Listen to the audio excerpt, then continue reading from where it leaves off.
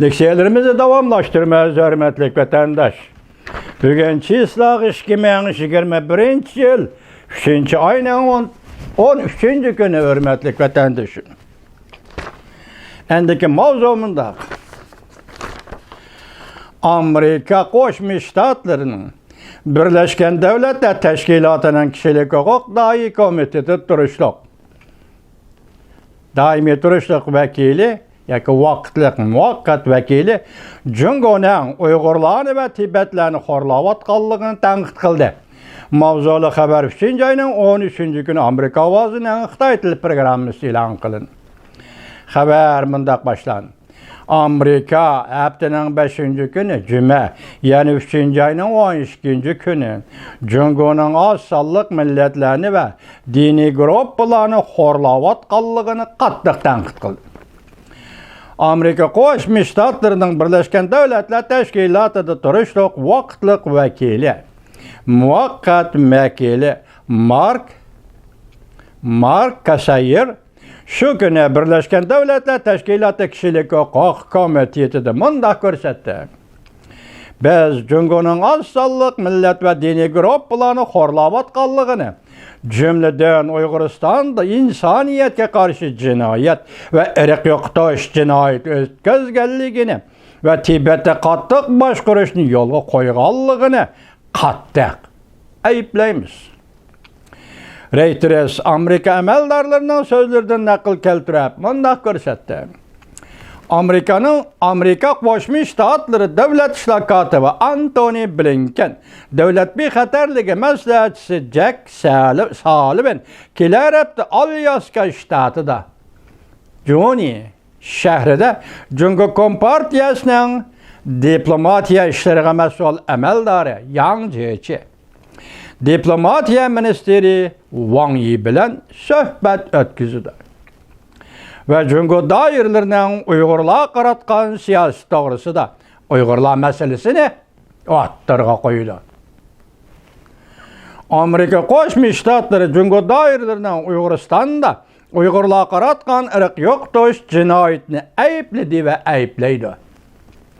Kişilik hukuk faoliyatchilari, tushundingizmi? Undan keyin millat huquqiy faoliyatchilari yangi hukum o'tirg'i chiqdi juma. Amerika Qo'shma Shtatlarining Birleşken Devletler Teşkilatı turishliq muvaqqat vakilining og'zidan yangi siyosiy hukum o'tirg'i chiqdi. Yezvelinglar vatandoshlar, vatan deydigan bolalar meni yezvelinglar juma.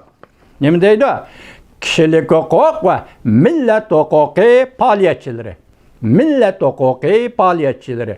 Yezvelinglar deganimning sababi kişilik hukukdan endi bir derece olqib, bir bosqich olqib, millet huquqiy degan saviyaga yoki bosqichga yetib keldi degan gap vatandosh. Yezveling millet huquqiy faoliyatchilar. 1 milyon Uyg'ur faoliyatchilar, 1 milyon Uyg'ur Uyg'uristonda nazarband qilindi deyishgan. Jungo'ning Birleşken Devletler Teşkilatı Daimi Komiteti turishliq vakili elchisi fikir bayon qilib, o bevosita Uyg'uriston yoki Xinjiang degan ismni eg'izga olmadi, lekin o kişilik huquqni siyosiylashtirishga qarshi turamiz dedi. Kuba vakili ve Jungo'ni o'z ichiga olgan 64 davlat mundaq ko'rsatdi. Uyg'uriston Jungo'ning ayrılmaz bir qismi dedi ve alakadar devletlerinin Uyg'uriston meselesinden paydalanıp Jungo'ning ichki ishlariga aralashishini to'xtatishga da'vat qildi. Siyosiy muddaoni asos qilib Jungo'ni asossiz ayblamaslik kerak dedi. Angliyaning Birleşken Devletler Teşkilatı Kişilik Hukuk Komitetida daimi turishliq vakili Julian Braithwaite mundaq dedi.